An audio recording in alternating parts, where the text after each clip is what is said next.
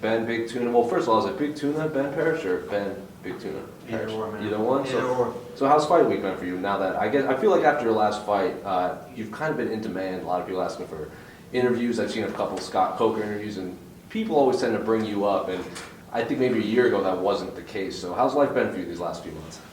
It's been different, but it's been the same for me because I'm not changing up.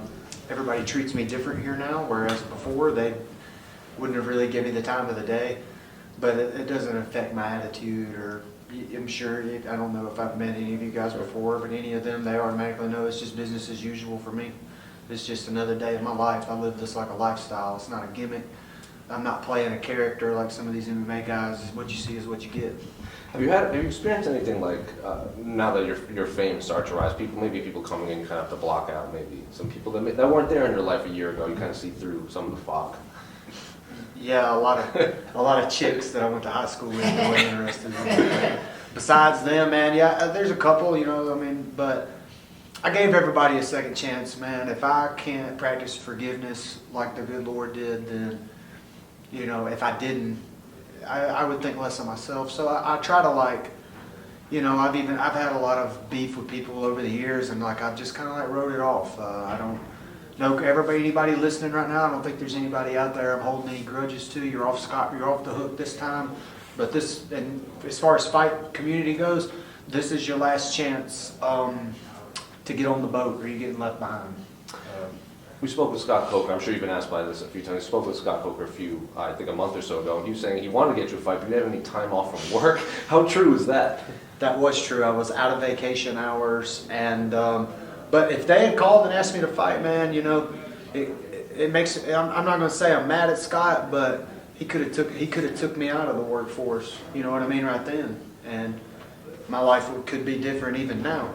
And he still got the chance, so I'm going to give him. I'm going to take it on the chin and show him what he's got on his hands. So you are still working the day job? Yeah. Right Oh no. Oh yeah. No.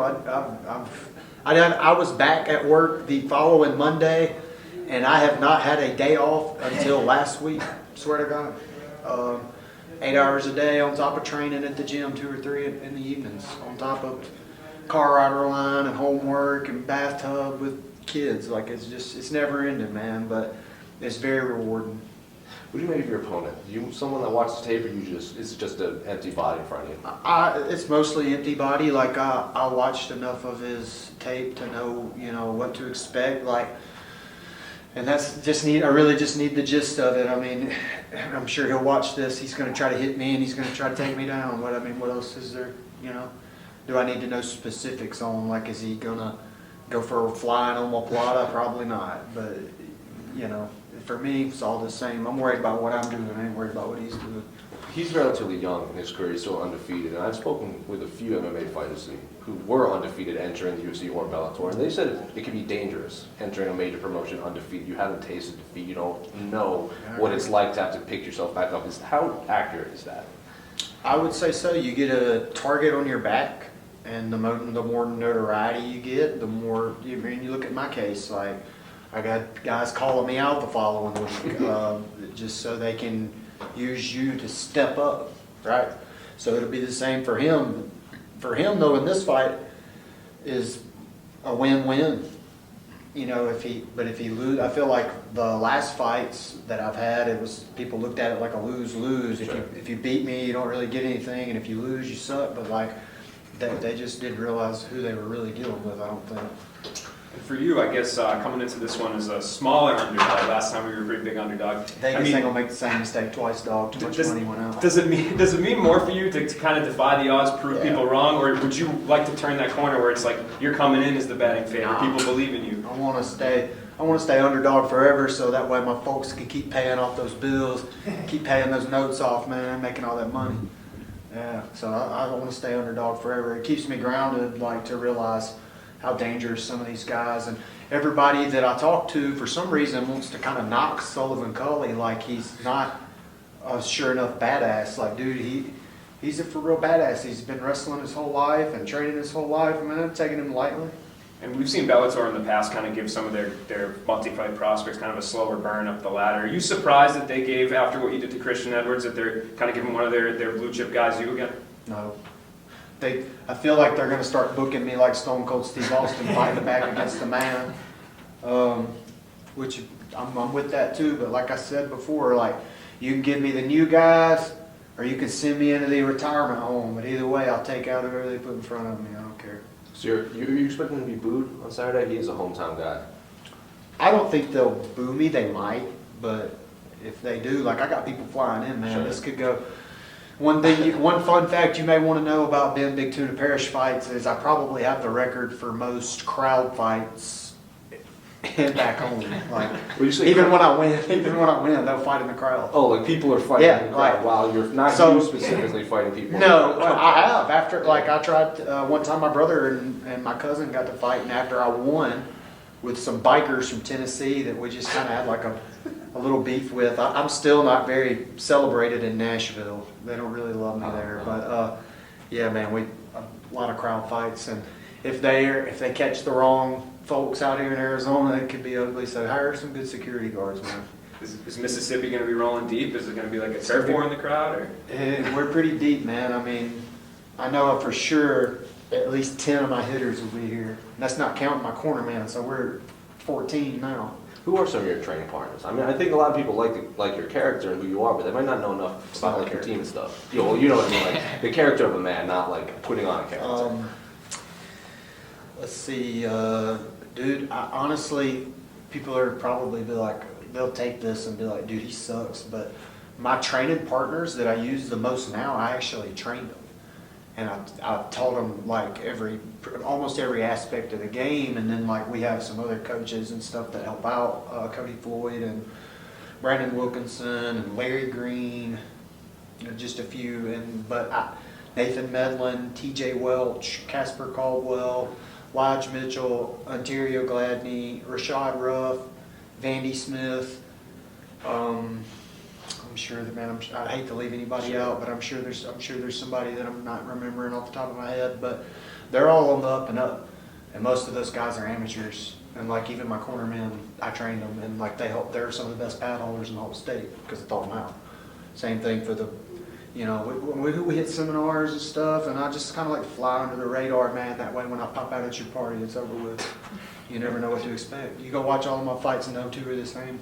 Do you feel like that's kind of an underrated aspect of your game, like your fight IQ? Because you were actually a referee too, right? At one point, you were kind of going down that I've done road. it all, man. Yeah. I've done almost every job in MMA, minus timekeeper, and I've done commentary, I've judged, I've refereed several fights. Dude, I just love it, man. It's my life's work.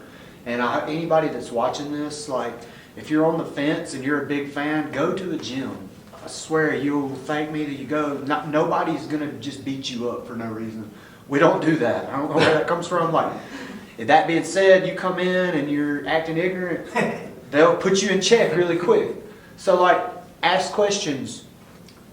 Be coachable. It's that easy. And I promise you'll meet so many people. If you might even meet your future wife or husband. Like, I'm telling you.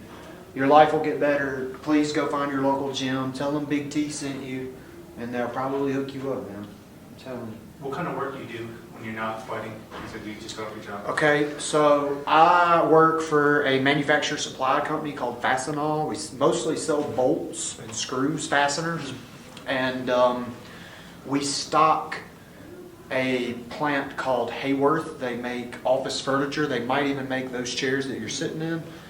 And another company called, this is just my branch that I work with, and one other guy named Casey.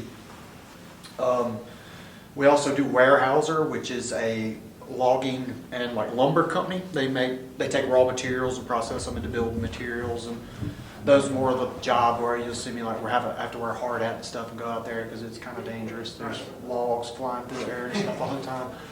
And so I pretty much just pick up. I mean, I don't know if you can tell, but I kind of pick heavy shit up all day, and then I pick people up the rest of the evening. So, yeah. Does your day job, do they ever give you any grief about fighting at all? No. Nah, man, they're super supportive, man. I couldn't ask for a better group, They give me plenty of leeway on stuff like that. Like my district manager's been like super understanding, especially with the vacation Sure. thing, man. Like, you know, he was, when I got back, he came that next week to my office, and he wasn't, you know, most guys would be mad that, because I actually didn't have any vacation days when I left. Oh, wow. So, and I'm on salary, so they look at it like, they would have paid me if I hadn't told them, but I'd already told the guy I worked with, and he was like, he didn't want me to get in trouble, but he was like, dude, you just go, and when he gets down here, I'll just tell him, man. I'll call him and tell him, that way you already gone, he can't try to tilt you Sure. emotionally, you know. But he didn't. He was like, dang, man, call me next time, you know, beforehand. And anyway, he came and he told me, man, that he knew I couldn't do this forever, and I know I can't do it forever too. And he'd always say, I'm so good at my job that he, you know, he didn't want to lose me. He would do anything to work something out with me, and I really appreciate and respect Matt Stone for that, man. It's really nice. Any sort of hazing from your colleagues? Like we've spoken with Steve Bain when he won the belt. They made him clean the toilets wearing the belt. No hazing. Nobody hazing me. And people ask me all the time, like, were you bullied growing up? Like, no. But I was the youngest out of a neighborhood of 10 boys, and they were all almost like my older brothers, Sure. right? So me and another guy, undefeated MMA fighter that actually got me started, named Daniel Morgan. It's like my childhood best friend. We're both the two youngest and the two Sure. toughest from the neighborhood now. And he had 3 older brothers. I had 1. Counting all of them of every kid in the neighborhood. So we got whooped on a lot, but nobody else could come around and whoop on us. You know Sure. what I mean? And I'm very thankful for those like life lessons in the upbringing, man. It was it made me who I am. So no, I wasn't bullied in school either. You can imagine when I was in high school, what would happen if they tried to bully me. Super over with. Not happening.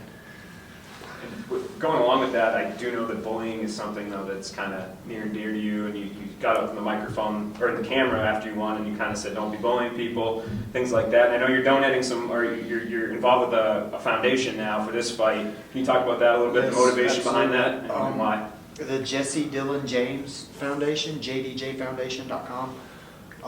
It's about a 17-year-old kid who ended up committing suicide and being bullied in school. He's from Arkansas. And they found out who I was and what happened through Bryce Mitchell, I think, who's my good brother. And they just reached out to Matt about working something out with him, and I would love to, you know, partner up with them and help out. That would make my day too. Go over there, check out, donate if you can. Try to bring awareness to things. Let's put this thing to bed. jdjfoundation.com. I'm sick of it. I'm sick of this society we live in. It's like they want to one up everything, one up everybody. You can't even enjoy life without being in competition with somebody, man. Cut that shit out. Just enjoy life. We could be gone tomorrow, man. Rest in peace, Kobe Bryant. It's a prime example, 2 years to the day. Like, you never know how precious life is, and like this stuff, I know y'all see this drip that I'm wearing, like it don't mean nothing. Posting pictures of how good you look on Instagram ain't gonna last forever, man. The picture will last forever, but all that stuff fades away, man. What they're gonna remember you for is what you stood for, and this is something I stand for. Do you feel like that last fight, kind of the build up, some of the messages you received, kind of gave you that perspective more so? No, I've always felt that way, but like it definitely reinforced it, because like they were 100% trying to e-bully me into like mentally shaking out of my fight, not realizing that it was just gonna make me go harder. I don't operate that way. I don't get stage fright or whatever. Like, if anything, I get more serious when I get in there, because a lot of people, they look over and they're too busy thinking about these cameras and stuff, right? And how they look and what that looks like and this, that, and the other. What I'm thinking about is the other big ass dude across the room that's going to try to hit me. And you know, I got to put him out before he puts me out. That's the only thing I'll be worried about. Listen to Bryce Mitchell's mixtape. I did. What do you think? I'm trying to get on there with him and do some diss tracks. So you bet anybody listening, be careful about pissing me off, because you could wind up on there. But I don't know, man. Bryce is so nice. He probably won't ever do no diss tracks. Sure. But